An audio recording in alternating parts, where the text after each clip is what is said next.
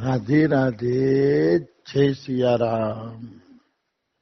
આપણે ચૈતન્ય મહાપ્રભુનું ચરિત્ર ચાલે છે અને ચૈતન્ય મહાપ્રભુ શ્રી રંગમની અંદર ભગવાન વિષ્ણુના ધામમાં ચાતુર્માસ કરે છે. આ પણ એક વિલક્ષણ ઘટના તો છે, કારણ કે મહાપ્રભુ ભ્રમણ કરવા નીકળ્યા છે અને કોઈ જગ્યાએ 1 દી 2 દી 3 દી અઠવાડિયું પણ રોકાણા છે. પણ ભ્રમણશીલ મહાત્માને જાજુ રોકાવું પોસાય નહીં. એ ક્યાંય જાજુ રોકાતા નથી ભ્રમણશીલ મહાત્મા. પણ આ વેંકટ ભટ્ટના ઘરે ચૈતન્ય મહાપ્રભુએ 4 મહિના રોકાઈને ચાતુર્માસ કર્યો. એના ઉપર કેવડું સૌભાગ્ય હશે. આપણે એમ થાય કે વેંકટ ભટ્ટના ઘરે ચાતુર્માસ કરવાનું કારણ શું? તો કે વેંકટ ભટ્ટના ઘરે ચૈતન્ય મહાપ્રભુના 2 સિદ્ધ શિષ્યોનો જન્મ હતો. એક તો વેંકટ ભટ્ટના ભાઈ પ્રબોધાનંદ સરસ્વતી, કે જે કાશીમાં વિદ્વાન હતા અને વિદ્વાન બન્યા પછી પ્રેમા ભક્તિમાં આવ્યા. એક તો વેંકટ ભટ્ટના ભાઈ પ્રબોધાનંદ સરસ્વતી અને વેંકટ ભટ્ટના નાના દીકરા ગોપાલ ભટ્ટ ગોસ્વામી, જેને રાધા રમણનું પ્રાગટ્ય કર્યું. આવા 2 મહાપુરુષો, 2 રાધા રાણીની નિત્ય સખીઓ એ ઘરમાં હતી. એટલે એના ઉપર કૃપા કરવા માટે ચૈતન્ય મહાપ્રભુ ત્યાં ચાતુર્માસ રોકાણા. જો એક વાત યાદ રાખવાની કે મહાપુરુષોની પ્રત્યેક લીલાની અંદર કોઈને કોઈ રહસ્ય છુપાયેલું હોય. બિલકુલ, અવશ્ય એમાં કોઈને કોઈ નાનું મોટું રહસ્ય છુપાયેલું હશે. ચૈતન્ય મહાપ્રભુ ક્યાંય 1 દી રોકાય એટલે માનવાનું કે એ ગામના લોકોનું એટલું જ પુણ્ય છે કે ચૈતન્ય મહાપ્રભુ 1 દી રોકાય અને એના હૃદયમાં ભક્તિના બી વાવી દે. ક્યાંય અઠવાડિયું રોકાય તો માનવાનું કે બી તો ઉગેલું છે, એમાં પાણી ખાતર આપી અને એને વધુ થોડુંક મોટા કરતા જાય છે. પણ જ્યાં ચૈતન્ય મહાપ્રભુ 4 મહિના રોકાય ત્યાં તો એમ જ માનવાનું કે વૃક્ષ મોટા છે અને એની અંદર ફળ આવવાની તૈયારી છે. ફળ આવવાની તૈયારી જ છે. જ્યાં મહાપુરુષ વધુ રોકાય ત્યાં માની લેવાનું કે હવે એ ઘરની અંદર એવા ભક્તો થશે કે જે ભક્તોને ભગવાનનો સાક્ષાત્કાર થશે. તો જ મહાપુરુષો રોકાતા. મને ઘણા ગુરુ ભાઈ બહેનો પૂછતા હોય, અમારા ઉપર બાબાની કૃપા છે કે નહીં? કૃપા છે કે નહીં? મેં તો અરે ભાઈ, કૃપા છે એટલે જ એને સ્વીકાર કર્યા છે. કઈ મહાપુરુષ કઈ મૂર્ખ ન હોય કે ગમે એનો સ્વીકાર કરીએ, ગમે એને દીક્ષા આપી દઈએ, ગમે એને તિલક આપી દઈએ, હરિનામ આપી દઈએ. એવું મહાપુરુષોનું ન હોય. મહાપુરુષને અંદરથી ભગવાન પ્રેરણા કરાવે કે આ જીવને તારી શરણમાં લેવાનો છે. આ જીવ હવે ભગવાનમાં પહોંચવાનો છે, ત્યારે જઈને એ દીક્ષા આપે છે. નહીતર તો ના પાડી દઈએ. આવી વસ્તુ છે. એટલે કહેવાનો અર્થ છે, મહાપુરુષે જો આપણો સ્વીકાર કરી લીધો હોય તો નિશ્ચિત રૂપે આપણા ઉપર કૃપા થવાની છે એવું માની જ લેવું જોઈએ. માની જ લેવું જોઈએ, એમાં કોઈ શંકા નથી. ત્યારે જ એને આપણો છે ને સ્વીકાર કર્યો છે. નહીતર સ્વીકાર કરે નહીં. આવી વાત છે. એક ઓલું શું આવતું હતું, હમણાં યાદ આવ્યું હતું ને ભૂલાઈ ગયું મને, સરસ મજાનું. હનુમાન પ્રસાદ પોદાર પાસે એક ભાઈ આવ્યો. આવીને કીધું કે તમે મને દીક્ષા આપો, કે મારે તમારી પાસે દીક્ષા લેવી છે. તો હનુમાન પ્રસાદ પોદાર કે ભાઈ, હું તો ખુદ ગ્રહસ્થ છું, મેં ખુદે ક્યાંય દીક્ષા નથી લીધી, તો હું તમને કઈ રીતે દીક્ષા આપું? હું ખુદ ગ્રહસ્થ છું. હું તો તમને કે દીક્ષા ના આપી શકું. તો કે આપો ને, ગમે એમ કરીને દીક્ષા આપો ને. તો કે ના ના પોદારજી, કે હું ગ્રહસ્થ છું ને એટલે તમને દીક્ષા ના આપી શકું.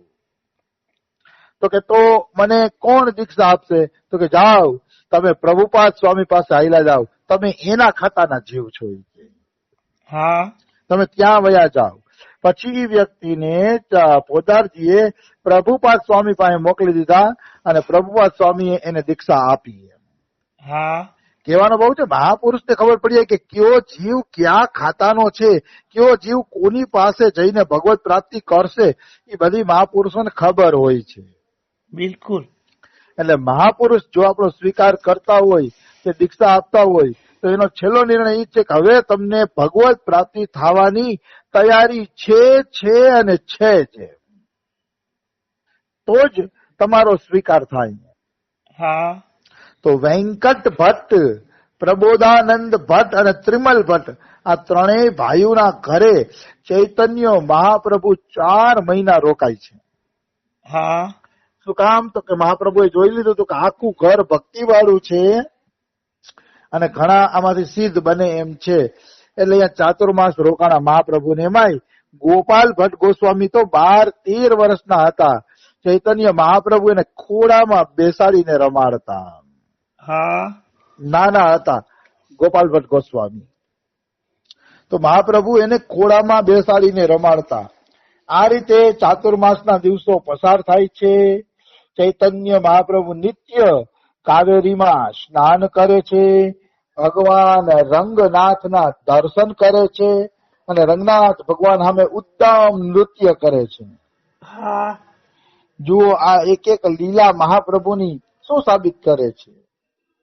તો કે આ મહાપ્રભુની એક એક લીલા સાબિત કરે છે કે મહાપ્રભુ માટે કૃષ્ણ, રામ કે વિષ્ણુ એમાં કોઈ ભેદ નથી.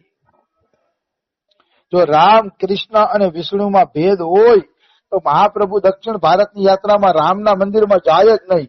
વિષ્ણુના મંદિરમાં 4 મહિના કીર્તન કર્યું એને. હા. રંગજી મંદિરમાં શું કામ કીર્તન કર્યું હશે?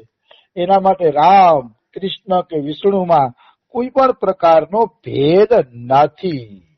હા. એટલા માટે રોજ ભગવાન રંગનાથના દર્શન કરવા જતા મહાપ્રભુ અને આનંદ લેતા. જો જગન્નાથપુરીમાં રોકાણા, નકર બહુ કૃષ્ણમાં પ્રેમ હોય અને કૃષ્ણ સિવાય કોઈ મોટું તત્વ ન હોય ને કૃષ્ણ જો સર્વસ્વ હોય તો વ્રજમાં મહાપ્રભુને રોકાવું જોઈએ ને. હા. પણ મહાપ્રભુ વ્રજમાં નહીં, જગન્નાથપુરીમાં એને આખી જિંદગી પૂરી કરી દીધું. કામ? એના માટે એ જગન્નાથના દ્વારકાધીશ કે વ્રજનો કાનુડો બે અલગ નથી. હા. અને વાસ્તવમાં તત્વથી કોઈ અલગ છે ને. હા, લીલા અલગ અલગ છે, લીલાનો રસ અલગ અલગ છે, એ વાત અલગ છે, બાકી તત્વથી ભગવાન એક જ છે. હા. આવી વસ્તુ છે. તો ચૈતન્ય મહાપ્રભુ જયારે રંગનાથ ભગવાન સામે હરિનામ સંકીર્તન કરતા ત્યારે લાખો લોકો દૂર દૂરથી એમના દર્શન કરવા આવતા. હા. એક તો રંગનાથ મોટો જિલ્લો છે, જિલ્લા જેવડું મોટું સિટી છે રંગનાથ, એટલે આજુબાજુના ગામડાના લોકો આમ પણ અહીંયા આવતા હોય કામના કારણે, કોઈને કોઈ કામ હોય એટલે. એમાંય મહાપ્રભુની ખ્યાતિ ફેલાઈ ગઈ, એમાંય મહાપ્રભુ 4 મહિના રોકાણા. હા. પછી તો લાખો લાખો લોકો આવે ને, એમ 2 દી રોકાણા હોય અને વયા ગયા હોય તો ઘણા લોકોને ખબર ન પડે કે આવડા મોટા મહાપુરુષ અહીંયા પધાર્યા હશે. હા. પણ એ લગાતાર 4 મહિના રોકાણા, એટલે તો પછી બધે ખબર ફેલાઈ જાય કે આ મહાપુરુષ આવ્યા છે ને 4 મહિના રોકાવાના છે. એટલે લાખો લાખો લોકો છે એ મહાપ્રભુના છે દર્શન કરવા માટે પધારે છે. વેંકટ ભટ્ટનો એક પુત્ર હતો, આમાં 10 વર્ષ લખ્યા છે, 10 વર્ષ. એનું નામ હતું ગોપાલ. એ ગોપાલ ચૈતન્ય મહાપ્રભુની સેવામાં રહેતો અને મહાપ્રભુ પણ એને ખૂબ સ્નેહ કરતા, પ્રેમ કરતા. અને ગોપાલ જયારે નવરો થાય ને ત્યારે મહાપ્રભુ પાસે આવે અને બોલે, મહારાજજી મહારાજજી મને કૃષ્ણ કથા સંભળાવો, મારે કૃષ્ણ કથા સાંભળવી છે, કૃષ્ણ કથાનો રસ પીવડાવો, કૃષ્ણ ભક્તોની કથા સાંભળાવો, મારે કૃષ્ણ ભક્તોના ચરિત્રો સંભળાવા છે. તો મહાપ્રભુ એને કાનુડાની કથા કઈ કઈને એના પ્રેમને વધારતા જ ગયા, એના પ્રેમનો વિકાસ કરતા ગયા ચૈતન્ય મહાપ્રભુ. હા. પછી જયારે ચૈતન્ય મહાપ્રભુની નદિયા લીલા, એટલે કે નદિયામાં કેવી રીતે જન્મ થયો, કેવી રીતે ચોરનો ઉદ્ધાર કર્યો, કેવી રીતે જગાઈ મધાઈનો ઉદ્ધાર કર્યો, બધી નદિયા લીલા છે, નદિયા જિલ્લાની. હા. તો ચૈતન્ય મહાપ્રભુની નદિયા લીલા સાંભળી અને 10 વર્ષનો ગોપાલ અફસોસ કરતો કે હાય હાય મેં આ સંન્યાસી વેશમાં જ મહાપ્રભુના દર્શન કર્યા, નદિયા લીલાના તો દર્શન જ ન કર્યા. હા એને અફસોસ થાય છે કે મારો જન્મ ચૈતન્ય મહાપ્રભુની સાથે હોત તો હું નદિયા લીલાના દર્શન કરત. હા મને નદિયા લીલાના દર્શન મળત જો મારો ત્યારે જન્મ હોત તો. હા બહુ અફસોસ કરે છે, બહુ જ અફસોસ કરે છે કે હાય હાય આવા સરસ મજાના મહાપ્રભુના વાળ અને વાળ કપાયેલા વાળમાં મેં દર્શન કર્યા, મુંડન મસ્તકમાં દર્શન કર્યા, મેં નદિયા વિહારી લાલના રૂપમાં તો દર્શન જ ન કર્યા. હા આવું થાય હો. ક્યારેક કોઈ મહાપુરુષ પ્રત્યે તમને પ્રેમ જાગે ને ત્યારે આવું થાય કે હા એના આગળની લીલામાં આપણે ભેગા હોત તો કેવું સારું. બિલકુલ એવું થાય. મને ઘણી વાર થાય કે હનુમાન પ્રસાદ પોદારજી ભેગો હું હોત તો એમ. હા એની સાથે, કારણ કે એનું ને મારું સાધન બહુ મેળવાળું છે. પોદારજીને શાસ્ત્રો વાંચવા ગમતા, શાસ્ત્રોની કથાઓ પ્રકાશિત કરતા, કલ્યાણમાં છાપતા. એટલે મને એમ થાય કે હું પોદારજી ભેગો હોત તો શાસ્ત્રોની નવી નવી કથાઓ છપાતી હોત ને હું એનો આનંદ લેતો. વાહ મને ઘણી વાર થાય કે હું પોદારજીના વખતમાં હોત તો કેવું સારું એમ હા થાય. આવું એમાં કોઈ કાં તો એમ થાય કે હા 5000 વર્ષ પહેલા જે કાનુડો જીવન જીવતો હતો એ જીવનમાં પ્રવેશ હોતો, ગાયો ચરાવવાનું, માખણના ખોરાક અને નિશાળે જવું નહીં, મોટી વાત તો એ એમ. હા કેવી મજા આવે કાનુડા ભેગી. પણ હવે ઓલું કે છે ને કે એ બધું તો આપણા હાથની વાત છે નહીં એમ. હા એ તો બધી કૃષ્ણ હાથની વાત છે. એ ક્યારે કોને જન્મ દેવો, અત્યારે જન્મ દીધો હશે તો ભગવાને યોગ્ય જ જન્મ દીધો હશે. હા અત્યારે ઈશ્વરે આપણે જન્મ દીધો છે તો યોગ્ય જ દીધો હશે, એવું નથી કે અયોગ્ય જગ્યાએ જન્મ દીધો છે.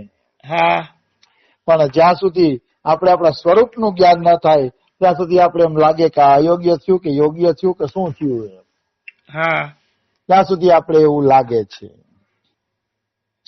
તો વેંકટ ભટ્ટના દીકરા ગોપાલ ભટ્ટને કૃષ્ણ કથા સંભળાવીને મહાપ્રભુ ખૂબ ભાવ અને પ્રેમથી ભરી દે છે. અને ગોપાલને અફસોસ થાય છે કે મેં મહાપ્રભુની નવદ્વીપ લીલાના દર્શન ન કર્યા, પણ છતાંય 4 મહિના મહાપ્રભુ રહ્યા તો એને ઘણી બધી તૃપ્તિ થઈ ગઈ. હા ઘણી તૃપ્તિ થઈ કે ચાલો મોડા તો મોડા બંને મહાપ્રભુનો 4 મહિનાનો સંગ તો મળ્યો ને. હા પછી ચાતુર્માસ પછી મહાપ્રભુ ત્યાંથી હાલતા થયા. હા મહાપ્રભુ હાલતા થયા ને તો ગોપાલ ભટ્ટ રોવા માંડે છે, પગમાં પડીને ખૂબ રડે છે. હા બહુ રડે છે. ત્યારે મહાપ્રભુ કે છે ગોપાલ કેમ રડે? તો કે થોડાક દી રોકાઈ જાવ. તો કે અચ્છા હું રોકાઈ જાઉં છું. તો કે હવે પછી રોકાઈ જાવ પછી મને કે વૃંદાવન બોલાવી દો. ત્યારે મહાપ્રભુ કહે છે કે સમય આવે તને વૃંદાવનનો વાસ મળશે એ પણ પાકો. હા સમય આવે તને વૃંદાવનનો વાસ મળશે એ પાકું કે, અને તારા શિષ્યો પ્રશિષ્ય શિષ્યના શિષ્ય દ્વારા ભક્તિનો ખૂબ જ પ્રચાર થશે. હા એટલો બધો પ્રચાર થશે કે વાત ના પૂછને. અમારા બાબા પણ કહેતા હતા કે 6 ગોસ્વામીમાંથી કોઈ ગોસ્વામીએ શિષ્ય બનાવ્યા નથી, કેવલ ગોપાલ ભટ્ટ ગોસ્વામીએ શિષ્ય બનાવ્યા છે. હા આવી વાત છે. પછી ગોપાલ ભટ્ટના પપ્પાને કહે છે ચૈતન્ય મહાપ્રભુ કે આ ગોપાલને ભણાવી ગણાવીને વિદ્વાન બનાવજો, ભાગવત શાસ્ત્રમાં આને પારંગત બનાવજો. અને એક સૂચના કે ગોપાલના લગ્ન ન કરાવતા. ગોપાલ સંસાર માટે જન્મો નથી. વાહ ગોપાલ ભટ્ટ ગોસ્વામી માટે કે એની વાત સાચી છે. લગ્ન થયા પછી આ સંસારનું બંધન એવું તગડું હોય છે કે આપણે જકડાઈ જાય છે અને એમાં પછી લાંબો સમય છે ને બંધાઈને રહેવું પડે છે. હા લગ્ન કરવા એ ખોટી વાત નથી, ગ્રહસ્થ ધર્મ પાલન કરવું એ ખોટી વાત નથી, પણ એમાં હે ને બંધન તો તગડું છે. પછી છોકરા છોકરીઓ પરણે નહીં, પગભર ન થાય ત્યાં સુધી આપણે હે ને ચિંતા રહીએ છે. હા કે શું થશે એવી ચિંતા રહીએ છે. એટલે